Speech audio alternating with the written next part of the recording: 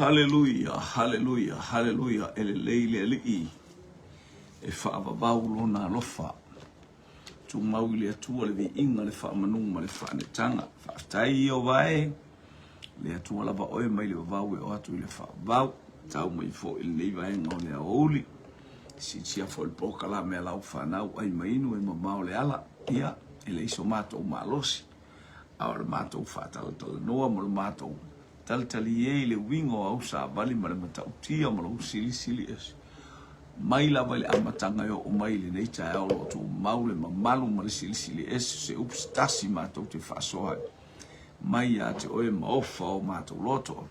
Lo wanganga pa ia tau tai.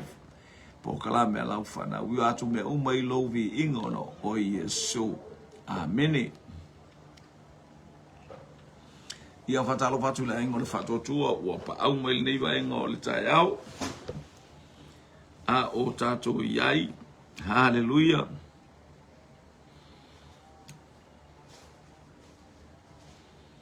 Hallelujah. Hallelujah. Hallelujah. Hallelujah. Ia tātou iai nei vaenga o le tae au, wha manul swafa i le li, in wha paleina le atua i lona vi inga. E le lei oba e wha vavaulo nā lofu, wha tau tātou moa fia mai. Le nei vaenga o le porkalame ala, arana whanau. Ia vi ia la le atua, tātou porkalame ai mainu e mamao le ala. Ia le o pasi me la whanu pa ia la watali. Ia mala o pepa le aso kalaki ia e fui. Baba ai mal afta vale lo tito io il pepa su kalaki. Pepa mai i Hawaii ma Amerika. Io e to ama fo i mai nei a Martina sama a mai tortin pusa. Ia le wa mai. Ia le nga me ai la vata mai ia e fa tai mo le tu waso e fa talo fa to le ainga ole ai mai no elo. E mamao le ala fatalo fatu le ainga fatalo fatito vi ia le tau tuana ma oe nungo le awala wala uta avale awal sono faya lo bai tabiti a onga hallelujah ia fai mali lo sa ia hallelujah talo fa junior al alamaya vi ia le ia tato por kalame ia se ingo mua singa vai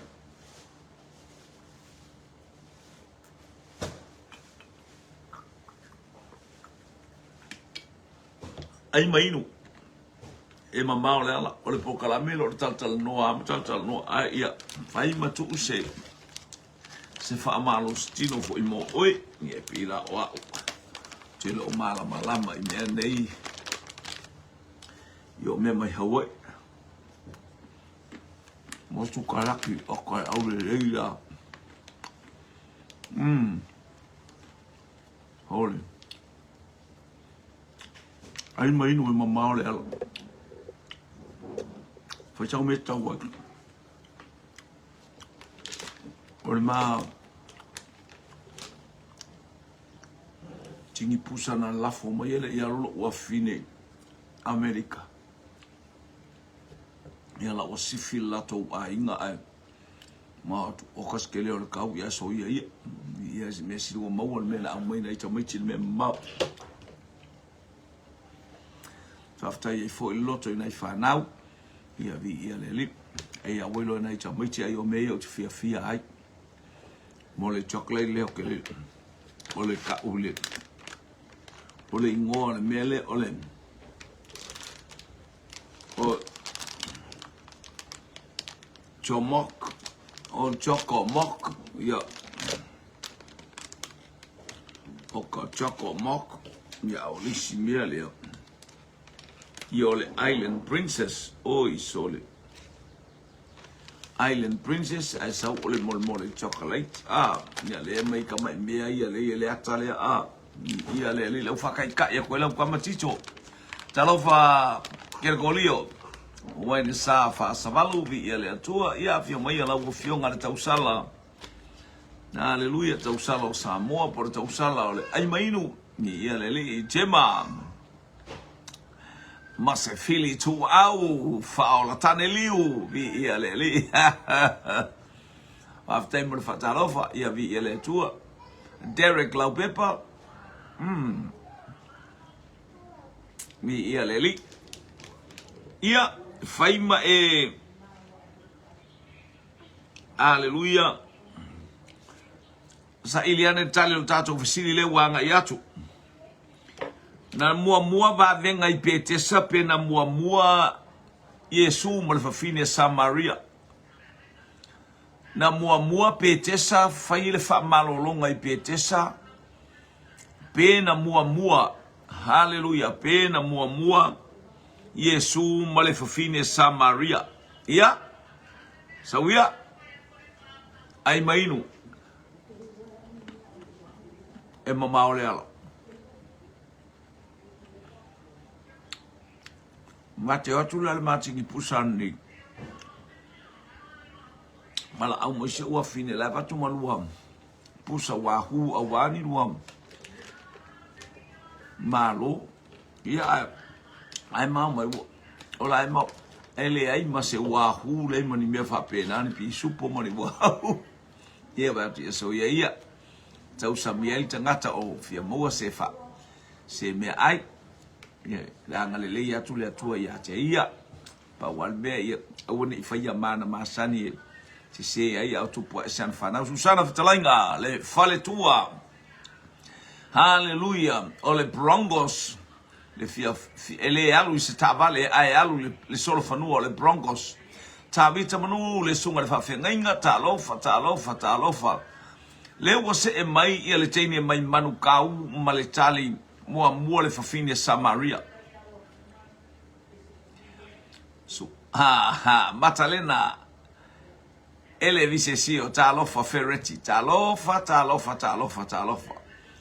O le tato fesili.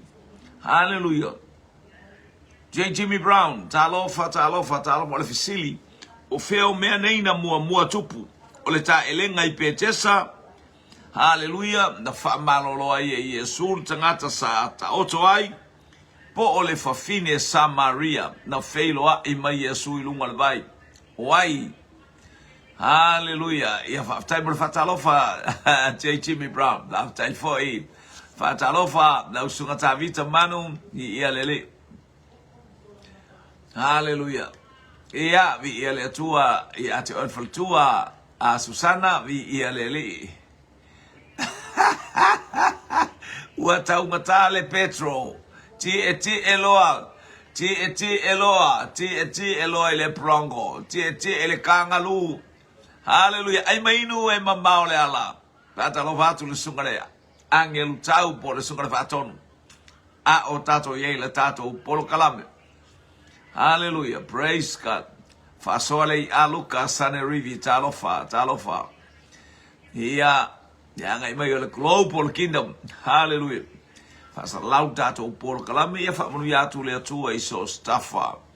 Hallelujah. Ya ole inu lo wai ma u chakli so to am fo imal ma o ngai amal ma kingi pusa mai kai a. Mai tingi pusa wole ai mani me ho ai pi supo ap mo apatuna mo me o kangalua o mo me o hoi so le ai. Mo apa wahu fa mai o apa kangalua ni. E mai ele ai ma se me o ai. Eko ya o chocolates. Ya le lifo le fia ai chocolates. Ya le wa mai la yo ki ai. Ai mai nu. E mamao le ala o fia tu fatu. Ua fia tu fatu le. Kei leo ko inga chocolates. Le sto a kabman. Ke ai loa ke alo ngungu. Ke alo no suka. Ke alo koko mawalunga. Ke alo popo. Ya wa le kele.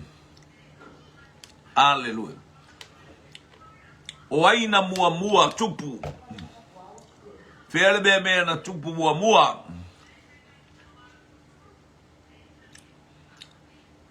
Pe alfa malolonga I Samaria. Ole e fa malolonga e pa uma ele ka e alu le kali o fa malolonga ele se fa malolonga no fa I Samaria na o petesa. We ia le ali.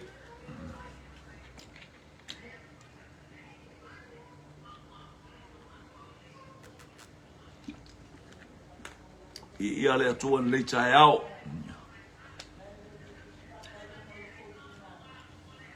Ioi Ai mo ile ai mangi me ia so ia tato mo le loto fia haleluya be fo be to fo ina il tato fa tua haleluya a wa ave le tangata ia fa ngale le ai awol ai tamoiti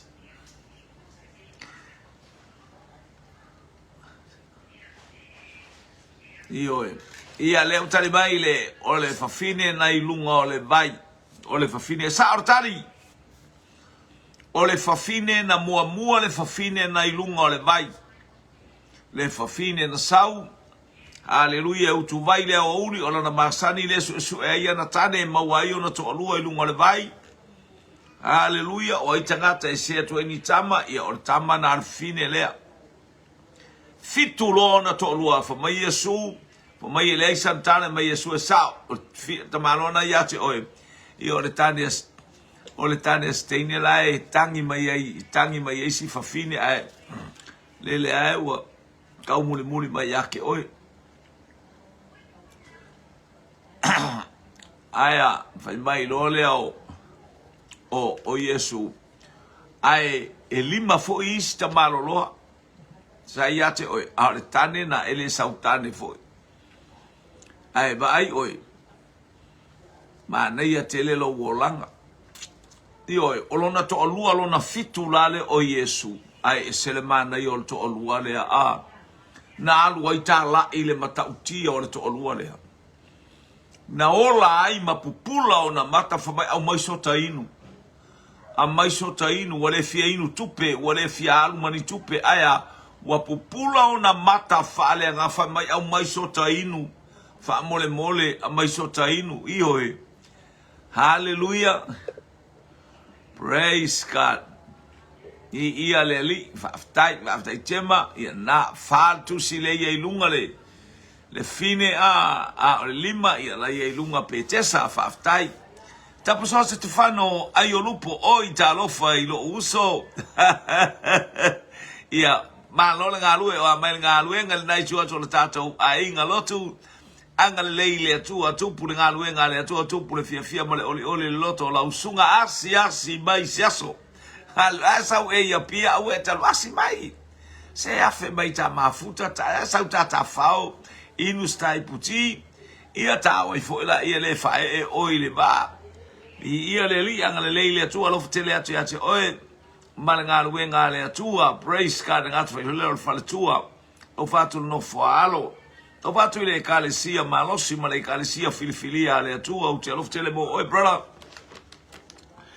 ua mawale tali hallelujah na mua hallelujah na mua feilo ai male fafine Samaria mta po far tu sia Yohane am tau po lima la fato atupu mai ai va benga ole fa malolonga ole pipili mele tanielu talofa laba manuia le anga mai ia le li ma na ia nei lord for te lo chemo ora ainga uma palauli fa so le ia le atua o si ta o na te sila fia fo ia talafu le ai tu tonu ai le manga fale alu tai sa paitele il farsama mona ale tu mai i utel fale ai povi so o mal fale o kamalo ai o lupo ia ai le mamao ese atu lo fale sa ile anga mai ile awala i tonu me fo ia le sa il pane soni so o mai am fanua nao asat paitea bi ia le i watali tato fesili mua fa fine Samaria lua hallelujah fa malo le mai ai mainu e mamao le ala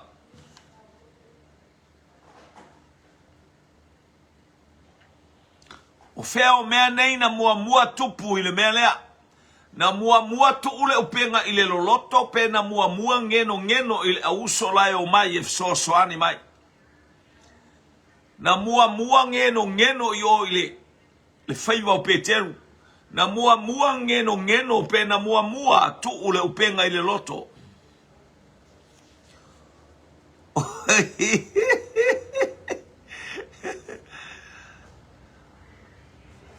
ia le tua ia ole wo mamao ya o le ngata tino a o Yesu Keriso.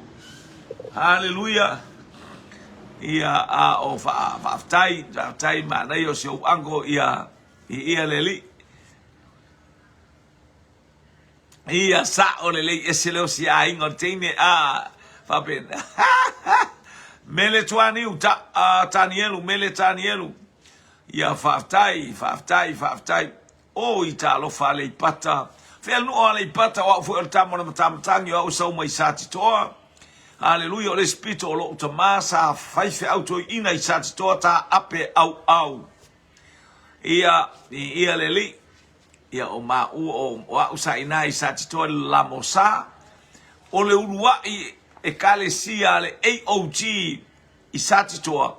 Fatu o la o te va ai ia o mata mo tilo ia. Hallelujah.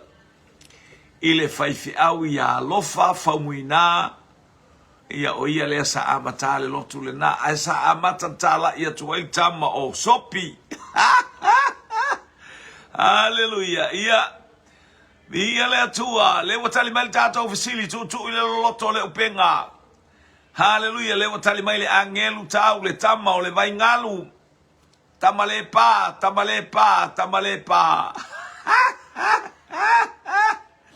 Aliliu fo isesi tu tama o le tolo uli. Hallelujah, o le tolo sa o aleta o tolo tama uli, o le tolo uli, o le tolo le maululi.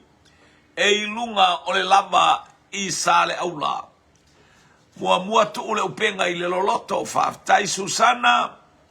Mua tu I le loloto ma ya fasoa le I sane ribi faftai. Mua tu ule upenga I le loloto faftai Jema. Susana fetalainga e uso foi ma ua ma le taiteine ile ma a inga ingata I vai a sole e ngofo aku kia ali o le kangaka nge ionga le whangau ma mafua ile whatolotolo ngā tama ia e ke iloa ngā mea e ke whamea o lo uso I ngā kai vai e ngofo aku ngā kai vai a e whai mai hale lo vai I oso mai foi maria tia ilunga. Hallelujah, sale amua le nu malosi oi talo fai. Ia I le uso lo tamai ngā stoi ina o ngalo tia ulo na ingoa fonga vai. O fonga vai ia le uso lo tamai nai sale amua ia lato o fine e oi malaila. O silo ma sa fai la fa lo o ngalo tia lona o lona tama site el te de fa ia onga.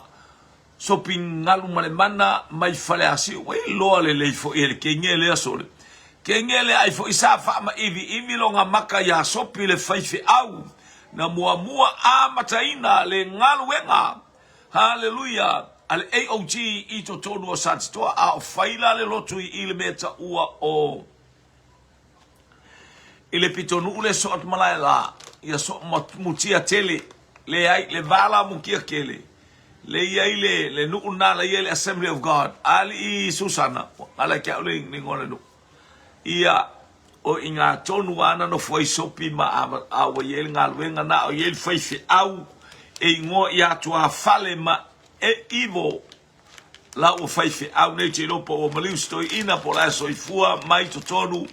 Hallelujah o Hawaii. Ia ese le lua fai, ese le lua le lua fai a inga o lua te mama.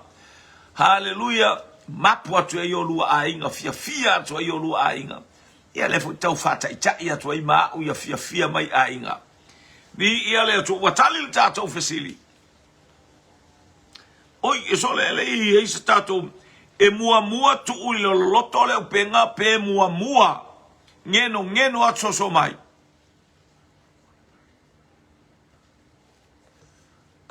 Oi, to foi fiau New Zealand.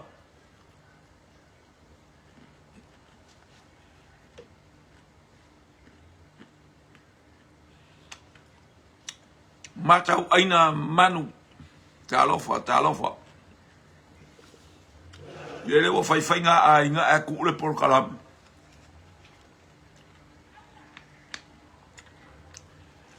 Fatu wina le lotu sangone o ai lea o tele fai mai ai lo lo kangaka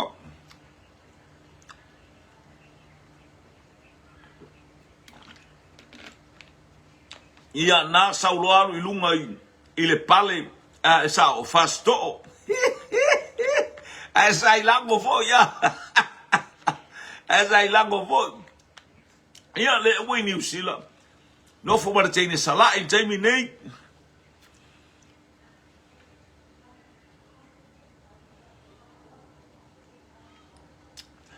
na o fea o mea ia na mua tupu ilunga o le fai valea na mua tu le va ile loloto pe na mua ngeno i tangata e o mai ngeno ile si va e ngore au va e o mai e lua me na o fea me na mua fai na mua ngeno ile au va ale la e o mai soani pe na mua tu le va ile loloto fa pula lo au taulanga oka o kai lo tu afafine ia le ali ia le atua praise God man we are oe a la fuita la tuelai tele ora tu savai mo la tu fatau o tatu faloloa hallelujah ia le atua lo fatele mo oe pula ia le ali praise God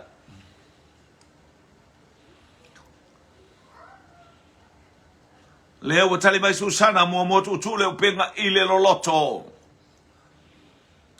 ai muli ngeno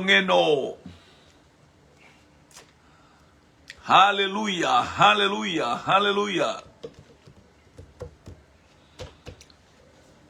ai maino e mamao le ala meletani elu o pue or kengelale le so te mele talo fa e viele tua ya le wailo mai o le satitoa a o faifia o lo tama a o lo na uso o fonga vai le toina maualunga e pupu ele ngiu hale lo uso na lo tama i sale au mua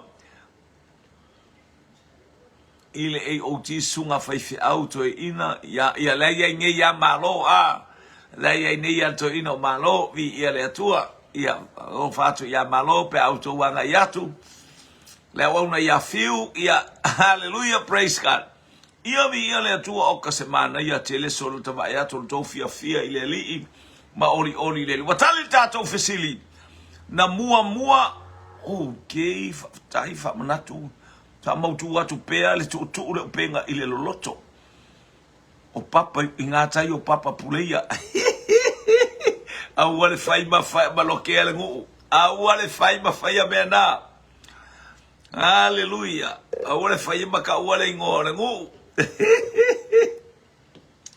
hallelujah praise God uatali tato ofisili tu na mua tu le upenga ile loloto fa tu Yesu Peteru kalo fae kwa le po ile sei o lo faiva e fa taitele amore va ya tu watu na tai se to tongi lo va ma ai o mea tato te fa nga ina tangata fai ma to tongi ya le to tongi fo ya ai alu to tuni e va fa taitele ya te o le uso le anga le wala isa tatupe lawa ala ile yutua lauta Wea ele alu e utu le taavale le tangata te whaongaina.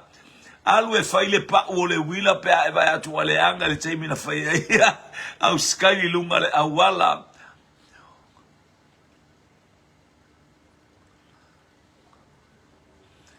Le ai se inganga. O sao a puleia sao.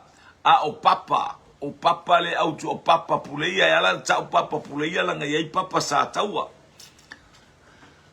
Ha o papa le o I tonu ana ta I mose le papa. Ale wa o mal temine ua liu sami. Wale ai se vai a ua liu sami. Ia a ua tele fa manu yanga inga tayo se o mato nu papa puleia o the best in the whole of Falefa palauli le Falefa. Ia le atua e uina o maa le mea le teva ai. Hallelujah. Ya ile anga le leo le atua. Praise God. Hallelujah. Mele o una nofo I luma fale o teo fo ya nei na o inana la tu sopi fa ye mo fale ie. Ai fa ya onga sasa ma ua Samuelu ta ape Pea ma watu le fale awai ba ya tol fa na wol faifi aula le pito ilumai ia sa yafi. Ai muli ai abatu le tama le faifi au ia lofa famuina di ia le atua. Di ia le atua ainga ma solia fo ilumol falo ke o ma pesi pati ma. Di ia le ia faftai ia watu pulngal wenga le atua. Sa fai vai upu ia itangata. Haleluya watu pulava le ngal wenga le atua. Haleluya me fo ina na itai mosetar papa. Haleluya ono le fale tonungo tangata nu kate gweta o preta. Haleluya allo my brother. Talo faisi uso ya lo fatu le tinala ainga ya male no fo halo. Allo fatu statsina ya ana ya malofpo. Haleluya ya le amate feilo I male faisi au. Haleluya ma pasta ilungo le penga ta failangi ia o te alofa tele mo elo uso ua tali le tatou fesili na mua tu le vaai le loto maua ia o le taui o le upenga taui o le vaa na avatu e whaonga Yesu la le watu le tala I tangata he o mai ngeno mata kalo la korima haleluya o le mena ta o le ngeno e o fatasi le ngeno malima e fatino ai mo le meo le sign language e o mai o ka waululi pato I lalo le vaa o le tuwai ana watu o pengala u fatali mai haleluya vi ia le atua haleluya io e o lae vi ia le atua. Praise God. Yeah. Tali na o tato sili faftai.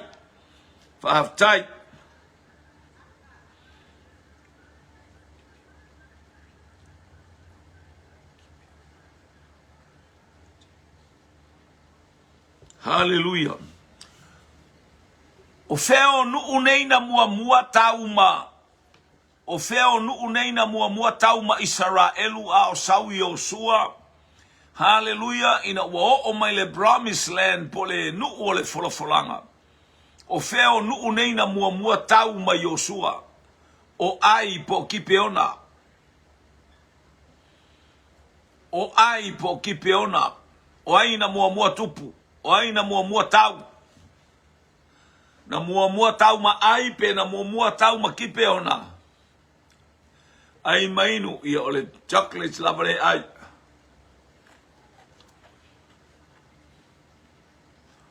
Paftai kate tai moro faanga vi ia le tua. No fatu statina ya ana. Male to ina ulo vale o John.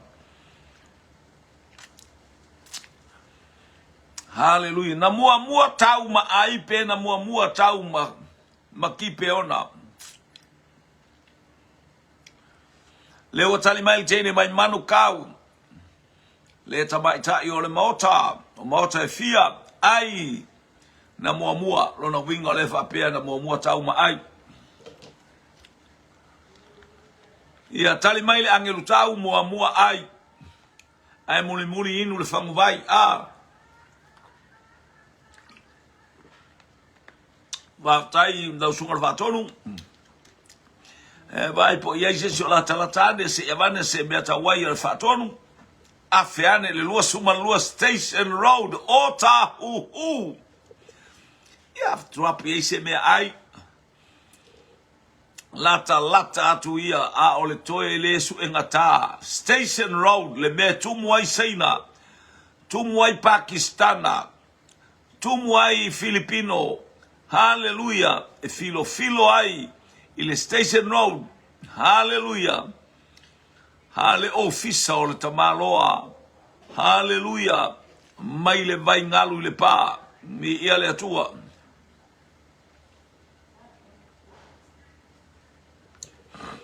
hallelujah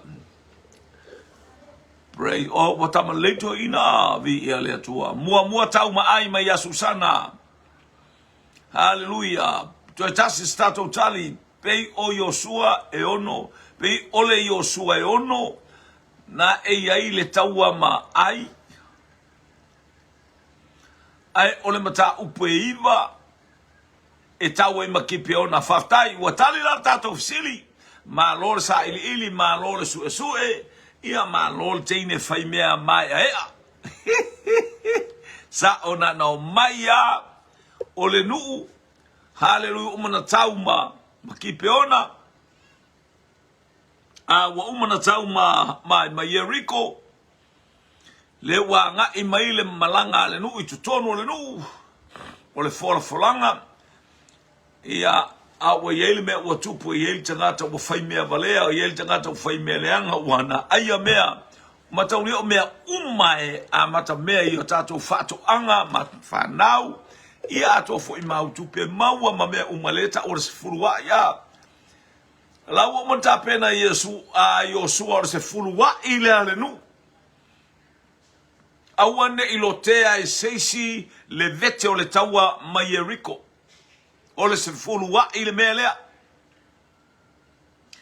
haleluya e su e ane le sefurua i ua alu ma akana teu ilo na fale ia o le sefurua i e fai le mea sau to tonu o lo loto haleluya na o solo kep o paramata o kepramata a tu muisaina matua a ia na le aina o Australia e maua ele mena se uli ai fou aneriel'uta aneri iweta haleluya vi elelia tata lo fatilo ainga ngai mai talo wela usunga le faife au malo le soifua malo fo ile ngai mai soifua manu malo ile usunga ale haleluya ale faife au ulovale Samuelu tava lo tele fatto yanora lo yanora manu yenga alwenga le aso new chapter my friend hallelujah my Hamilton Hamilton so ngalo ya chauling ngol men tonu ana che ya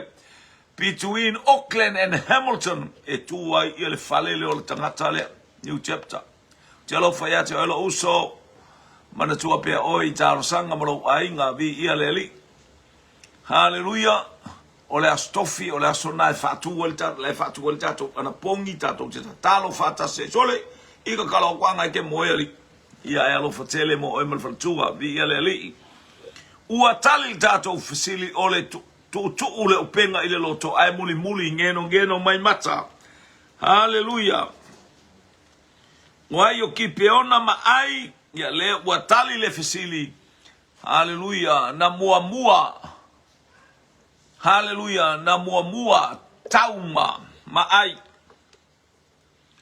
wayo kipeona ma ai na mua tau male nu o le atua le wa talila tato fesili na mua haleluya ya lo fatto aftai mo fa malo vi leli hanti ia lele woso mai ke lo faya elale woso mai le tamaititi hanti lele tamaititi lele sale au la tama potini alele na tei lo hanti ia malo ke lo tele atu ia te ulua mal fatua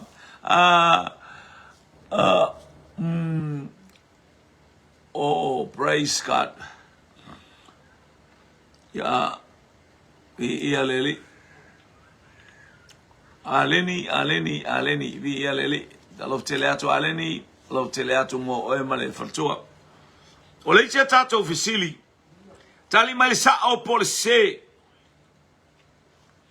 tali mai le sa o polise fa mai le tala ale angelu fa mai le tala ale angelu ya samasoni o oe na le toa malosi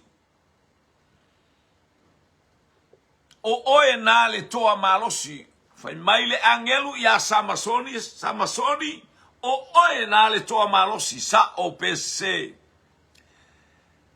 ia faftai jepa faftai aleni manu yele aunga luenga hallelujah praise God o oe na le toa malosi tala ale angelu ya samasoni o lautali sa o pese true or false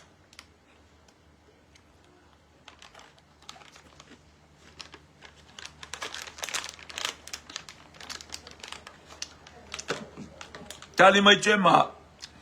Se. Tali mai chama porcini. Se. Ai mainu.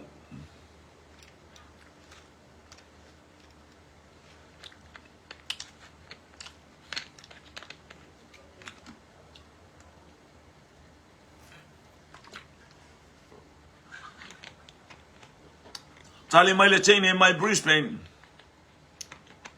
Hallelujah. Por chai our Broncos. Se false. George talofa. Que le colio waina fa samalu talofa vi ialeli. Ai mai no mamao le ala.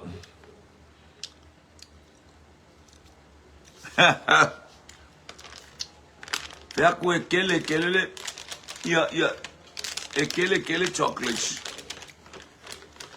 Almena o gole mo pusa pisu pom pusa. Ia mana ia tau samia ia pe alo fa tau se fa lo mo isa na tupe. Ai awani ai tamaiti. Alo fangia ele atua ia manuia lona. Ia ma awani fa pero tu e faia se meleanga. Ai fai pe ia mo tono le office le malo. O le post office. A le levanga mai. Ma kau mu mai la sofitu. Kau nu mai la sofitu uma lo le toitu a le solua la kau mu mai pusa. Ia le ali. Ia ai ne ua I like chocolates. Oh, thank you God, thank you Lord. Ia lo vinga fiu pola ia no overlap o tene le melon tina o to ai me somari. Ia le ali. O tato ofisili na wai lunga a fai mai le tala le angelu. Fa mai le tala le angelu ia samasoni o oe na le toa malosi sa o PCC foto pula loa tupu ivao talofa lava il nei vengo lasso. Hallelujah vi ia le atua foto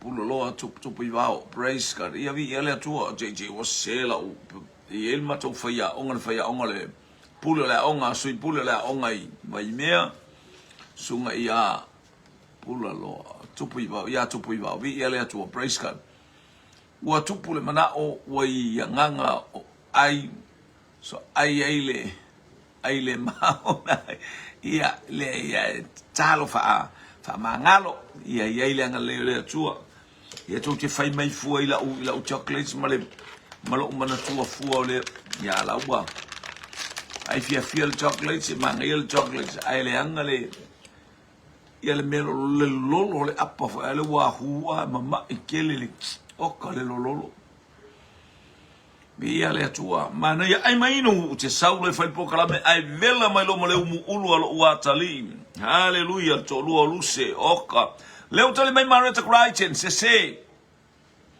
tasil tali le wanga mai talofa tene Hawaii talofa tinata talo vi ialeli fa manu ya tu le atua ya te oil tina o ye fo le vai ngon le tato polo kalame ia vi ialeli hallelujah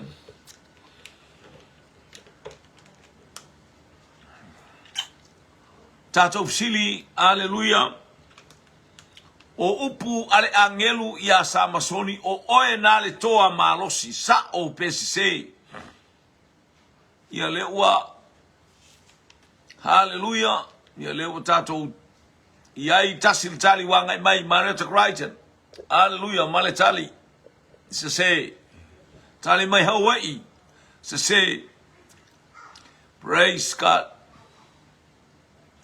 ia aya asa o le unu male miki ka oka hallelujah pokolo wakali ia le faile miki ali hallelujah ia nala ia foi ulu lunga i kein Tauna alu ia te travel is 4 hours. Lale bao kain man nena te ia. It's about 4 hours, 3 hours. Mawai sau ulu o talo mulianga talo vai lau sunga le mtua faiva ma lo le soifua ia na ana e mo kangen kama se vaksanga chocolates ole kalo fai ftangi silfa na was for fine ohana ia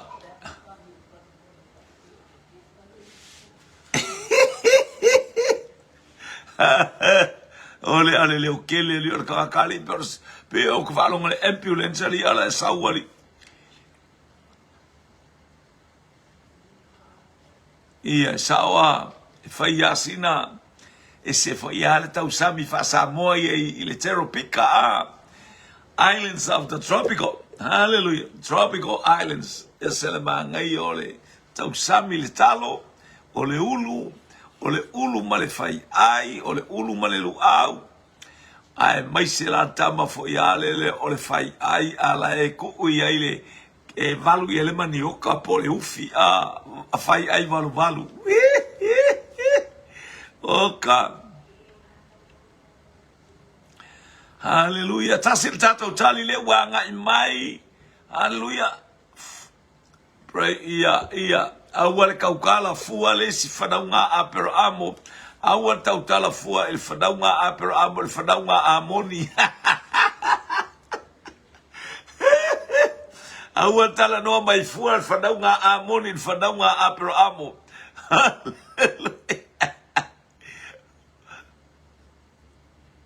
ia na falongo e hana la bala au mal mato le ai mainu wale falongo Samuelu ya hana tinga ina hana e tatalo fa da mai ale wale wa mai lo Samuelu haleluya ia le lan tamengo ia siona le ai haleluya o Jerusalema familia tu ai lo fina ngalo ma o lo haleluya fio anga ile lalolangi o Jerusalema la to oistanga tau ai le pomu le malama le fai tau tu spaia le o vai atu se e mai le fautasi o le telefoni o le vainu o le ku unga le dua fes fululua ke ia ngafilo vai akunga so le la le boto vai ai lubale ia le telefoni o le vainu lo waka e so le go vai akunga pe ia haleluya mana ia foi pe sau ana ya lo kolengi le vale haleluya sau ana tongi ya lo kolengi le vale praise atalo va toi la o fionga haleluya tamai tai o moli o le ama haleluya ia male tamai tai fai supo off sina tauloa talo fa lo tu fine talo fa le tua haleluya ia le praise God ia sao la le uftangi Ismail fa naunga asa anaki ole abai wai lo eta baiti haleluya lo ia se belenga le ulu amale miki haleluya ia le tua lo fatfo ia fa time lo fa anga la lo tele mai ia ana tongi hana praise God ia le tasin tato tali lewa mai falonga le fisili falonga le tato fisili tasin tato tali lewa au mai fai mai le angelu ya samasoni o oe na le toa malosi sa o pese tasin le tali lewa au mai na le tali mai Hawaii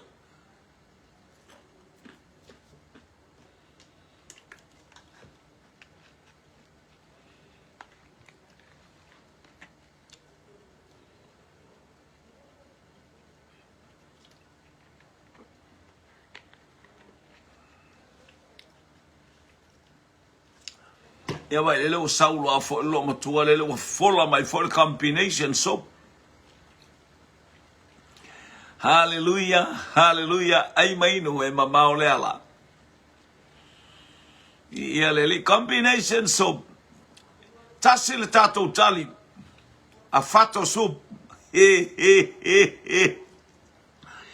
a fato sup mo tatou umefia mautino le meta o le fato sup o le mele ta ua o le macaroni sup mea ke lefo ia le atua.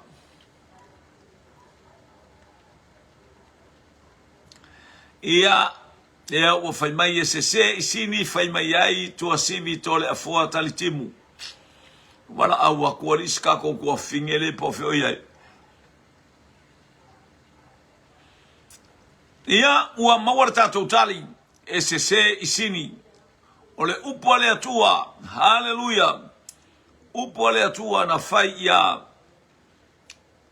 ia kitiona o oe na le toa malosi ele ifaia ya Samasoni aina fai ya kitiona o le tali sa o por se wa malo nei le se ia le atua. Haleluya. O ai famai tuspa ia nao o ai le manuia i Suria. O ai na fai mai le tuspa ia o ai le manuia i Suria. Haleluya, haleluya.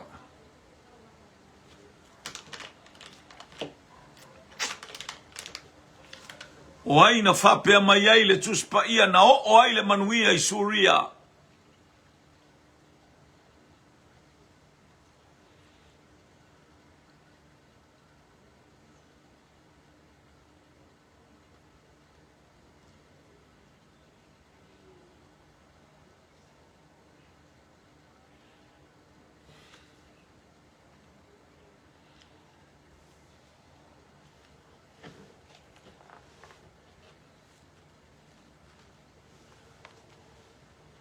O ai na o ai le manuia i Suria.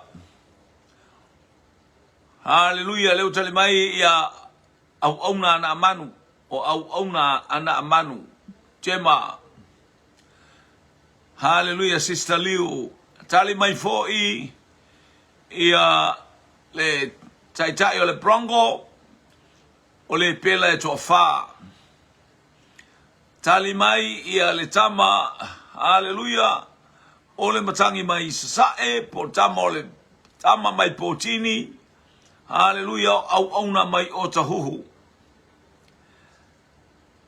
Praise God. Ana tongia na amanu. Mike le pela mai o tahuhu. Waina o ai le manuia o le atua i Suria. Haleluya.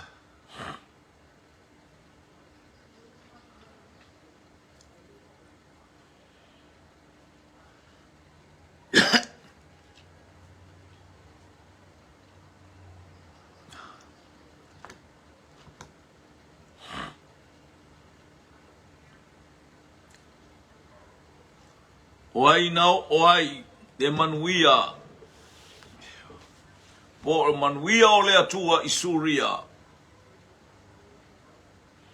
Ai mainu e mamao le ala. Ia vi ia le atua le ua mawar tatou tali o na amanu. Ina ua wha malolo na amanu ilona le pela ua alu le tala. Ua alu le tala i so se tafa ma so se itu o Suria. Haleluya, ile fa malolo ina o na manu le pela. Talofa, siala peni, talofa, vi ele malole. Haleluya.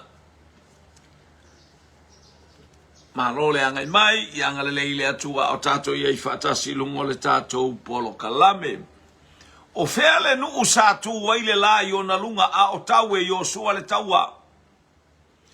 O feale nu una tu waile la i lunga. Haleluya, leto e mingoi le la. Ina ua fayatu yo sua tama malia lo fina ngalo tele le taua. Tu mau mai le la. Awane itoe ngā yoi. Ia tu pea le la i le au 24 hours. A o tau le taua. Matulino Ioane talofa. Paulo Mikaele, ia vi ele li le ngai mai, praise God, whamunuia le atua isi o tātou ainga, le ainga o le whatua tua, le lo tali mai le teine, hallelujah, mai sili, mai satu paitea, mai palauli so se meo le wha, hallelujah, le teine mai manukau, hallelujah, sa ili se hotel, se no fuai New Zealand, hallelujah, i teime o le malulu, afeane I manukau, sa ili motema, sister, hallelujah, sister, hallelujah, Philly, Tili, vi ialeli, Susana, o kipeona, tema, Joshua es furufai upasunga lua, toe lua toe tolu tatou tali, hallelujah, hallelujah, o fea le nuu na tua I le la, ai li liu ane Joshua tau le taua.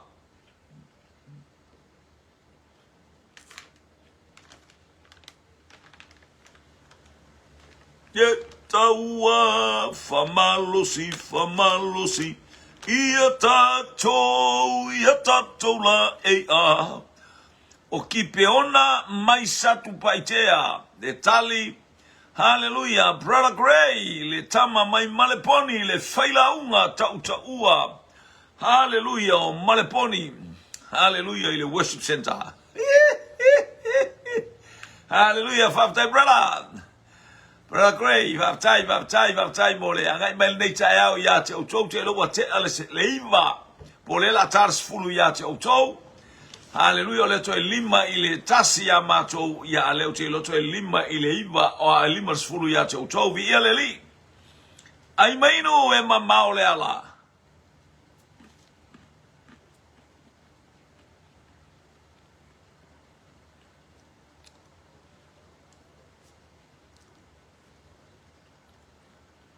Ia langole. Ia langole sat paitea artanga to olutu angane. Come on, Lord Gray, sister, oh Brother Gray.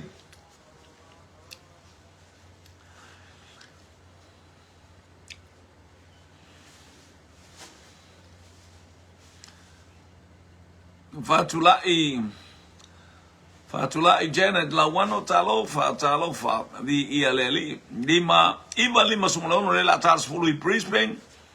Hallelujah, o te lelo la pe tu sa taimia Brisbane ma taimia lalo I Melbourne ia vi ialeli. Lea ua sfuma lua lima sumulaono ia I tātou I Samoa nei.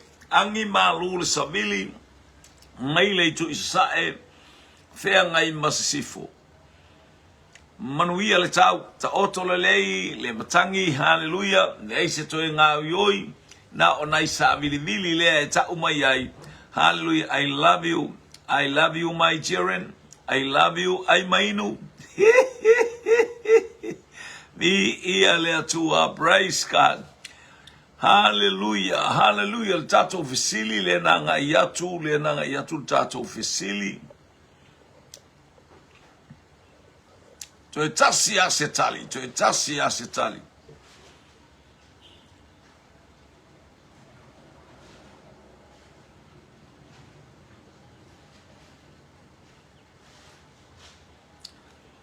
Oi fo ile ua loke mai le happy day. Ia a e fia ngai mai le happy day. Puk mai lo wa manoa. Hallelujah, ile teine mai manukau. Hallelujah, sister Liu. Hallelujah. Ai mainu e mamao le ala.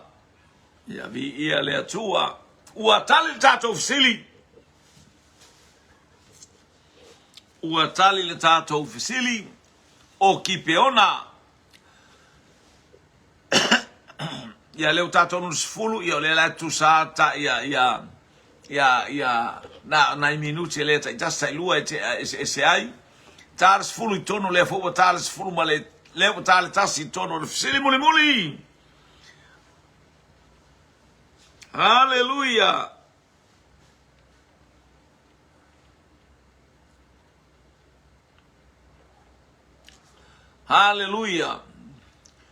pa'i o le fatua tua le pa'i o le fatua tua.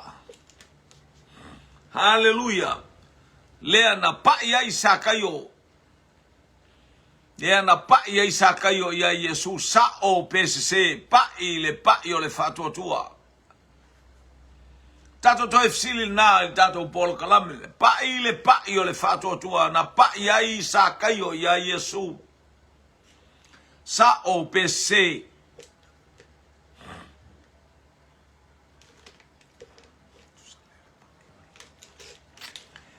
Pa'i o le fatua tua na pa'i ai sakayo ia Yesu sa o PCC. Omnia le tua le aingo le fatua tua a o tato ia ile nei a o uli mata ngofia mo le nei fo itai au i totonu o Australia. Ia, aleluia, le nei fo ia fiafi i totonu o Amerika whamanuia atu le atua. Sa o PCC.